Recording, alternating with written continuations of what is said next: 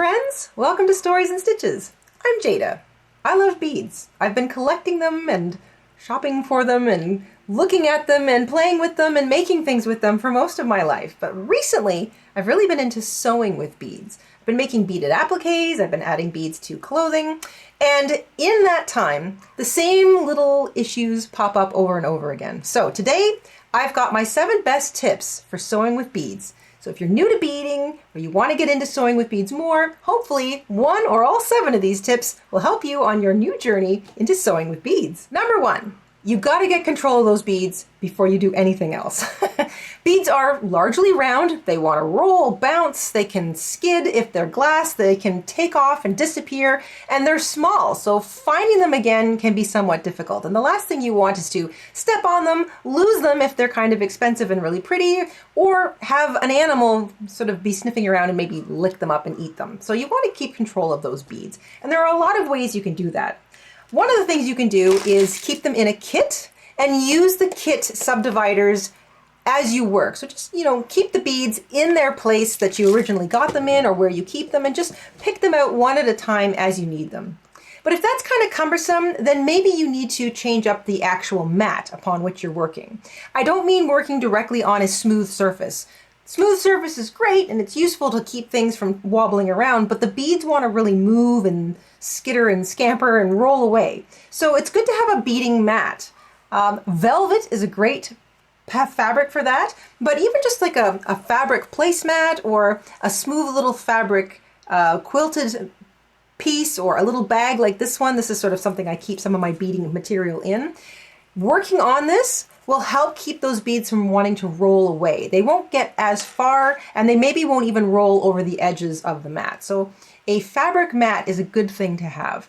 If you don't have a fabric mat, if you don't do any sewing, you don't have anything like a placemat in the house, then even something like paper towel will help keep those beads from wanting to roll away. So just have some paper towel, fold it in half or maybe just 2 squares of it. Work on top of that paper towel and it'll help keep those beads under control. Another thing you can do is keep them in a tray. Work trays come in all different shapes and sizes. They're usually clear, they're flat, they've got little lips on the edge to keep the beads wanting to roll away. But before you go spending any money on them, grab those flat plastic trays that your food comes in. This could be some kind of produce, it could be cookies. By the way, they also make great painting palettes, so don't throw out your plastic trays. I love these for keeping beads subdivided, for working with them. They're kind of an open space, and of course they've got a little lip, so the beads aren't going to roll away. And if you're done with the beading, then, you have some painting to do. This tray can do double duty for you. Once you've got control of those little beads, now you want to think about what you're going to be using to sew the beads with. And in this case, I'm talking about thread.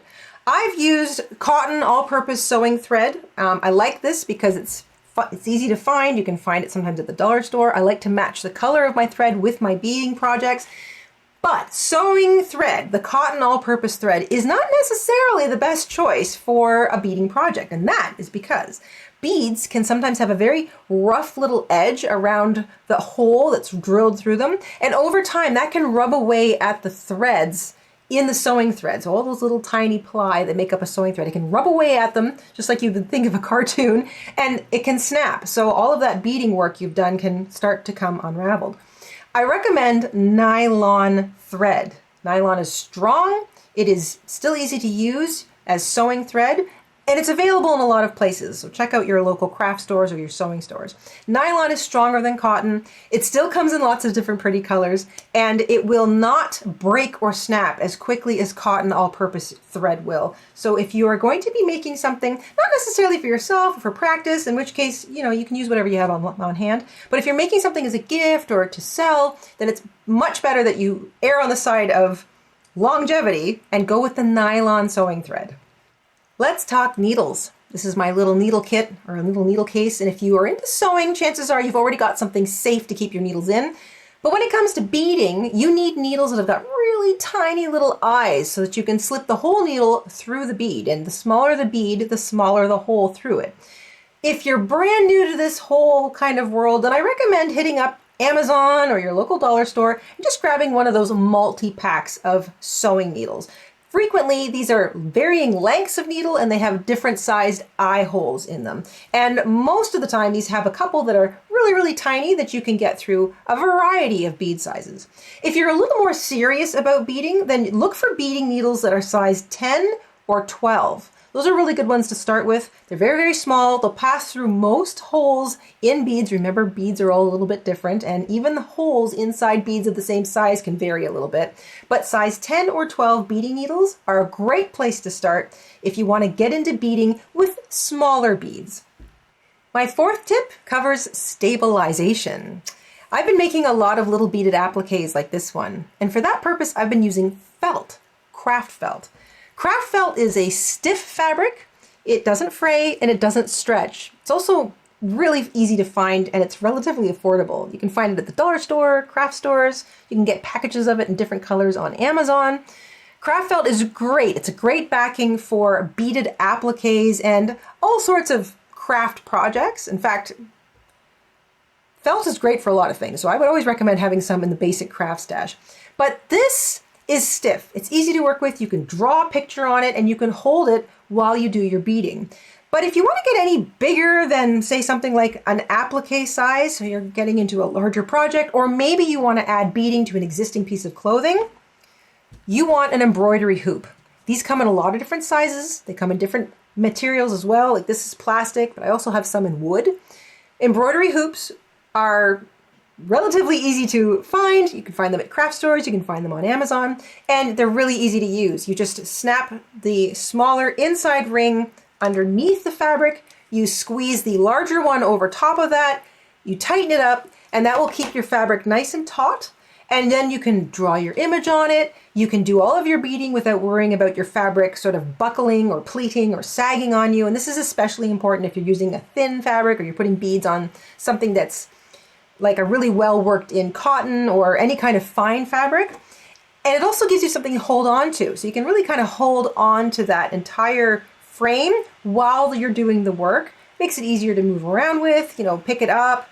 It's less likely that your needles are going to get lost in it.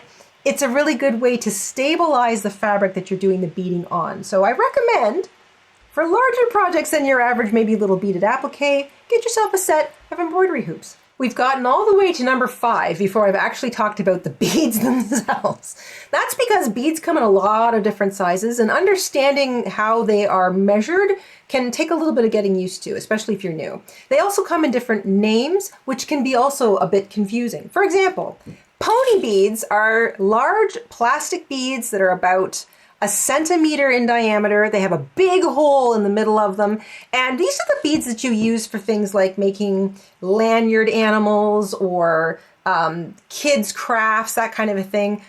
These are great. I always have a bunch of these in the stash because they're fun for a lot of different projects, but you can work them into beading on fabric, especially if you need like a large bead for a centerpiece or you want to kind of enhance a look. Those are pony beads, so they're typically large and they're usually plastic. But the beads you're probably thinking about most are seed beads. Seed beads are the small glass beads, typically uniform in size, although there is some variation, and they come in different sizes too. Like crochet thread, the larger the number, the larger the measurement number, the smaller the bead. So it's a little bit backwards. So for example, a size 6 seed bead is like these ones, the ones that I've got in the base of my mushroom here. They're about 4 millimeters in diameter. They have a small hole in them, but the hole isn't super tiny. So one of those beading needles or needles that you might get in that combo pack of needles that I mentioned earlier would fit through these without too much trouble.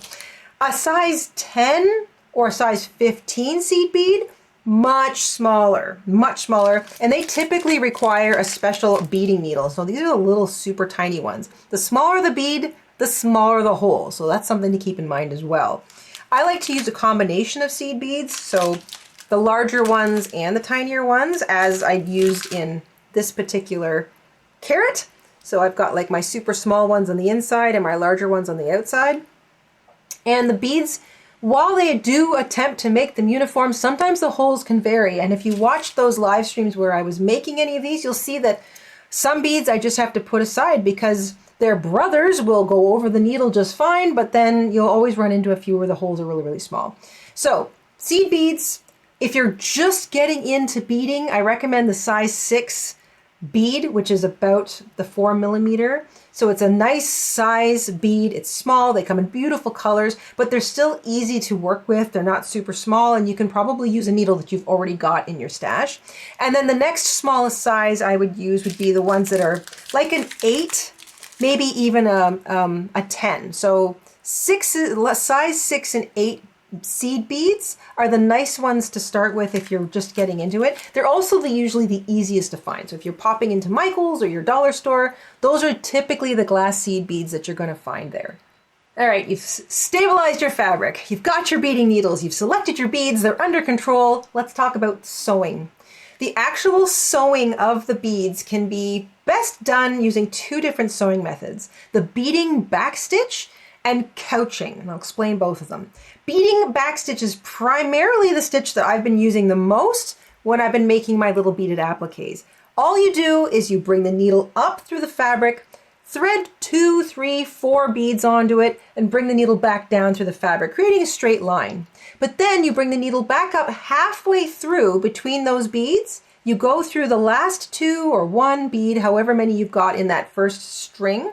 You go through about half of the beads that you just previously strung, and then you can add a few more or re-anchor the needle. This just solidifies that sewing thread, keeps it from moving around, and it's kind of a fast way to add beads. So if you want to just, you don't want to do 1 bead at a time, you want to do lengths of beads, that's great. But you will notice too that sometimes your beads want to sort of sag and move around a little bit. So doing the back stitch, the beading back stitch, where you maybe string 3 or 4 beads, needle back down, bring it up halfway through between the beads that you just strung, and then go run the needle through the second half of those beads, and then continue on. It just stops that line from moving. If you are doing longer stretches of beads, you're stringing beads of different size together, then you might want to use the couching technique. This can be done with 1 or 2 needles. I prefer to just do it with 1 needle, but if you're really kind of into it, then having 2 needles on the go is fine too, but you might want to be using your embroidery hoop for that. Basically, you do the same thing. Needle comes up through the fabric, you string a whole bunch of beads onto it, needle goes back down through the fabric, so you've got a line of beads. That line is going to want to move a little on you.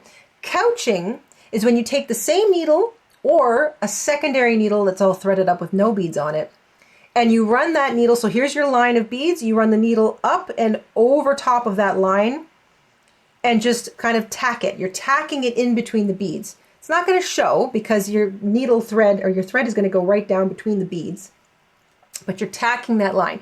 Picture it like you've got a great big huge rope on the ground, and you're banging croquet loops over top of it to keep it from moving, I should say. So couching is just, you create the line first, and then you go back and you jump over it a couple of times. So in, like up and down, and then up and down with your needle going over top of that existing line. You pull it snug. I would do it every bead or every couple of beads. And that's why some people like to have 2 needles going. So if you're doing the beading with 1 needle, and then you've got that secondary needle that you're just doing the couching with, you're just tacking it with the sewing thread, and then like that needle drops and just sort of hangs there. You line up and put down another line of beads, and then you do a little bit more couching with the other needle. That just sort of keeps your beading thread and your couching thread separately. But if it's a small little thing, like some of these little appliques that I've been doing, then you don't need to work 2 needles. You could just kind of lay down a bunch of beads and then go back and do the couching with the same needle and thread.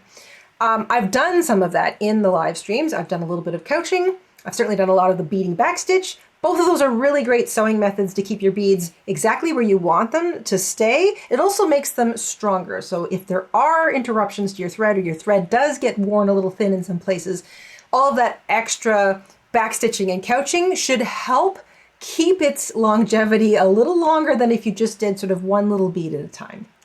While we're on the subject of stability and longevity, let's talk about frequent knotting. I don't mean knots that show up and annoy you while you're trying to do some beading. I mean frequently knotting off your beading thread so that if you do experience some kind of breakage, you don't lose tons of work. Think of it like this. If you anchor your sewing thread with a knot and do some beading, and then you knot off that thread on the wrong side. So all of your knots are typically contained to the wrong side of your piece of fabric. If there's breakage, that breakage will be contained between those two knots. So you're gonna, maybe the beads are gonna come out, the stitching's gonna come out, but it's gonna be contained between those two knots. So frequent knotting, while it can be annoying, is the best thing you can do for longevity of your beading.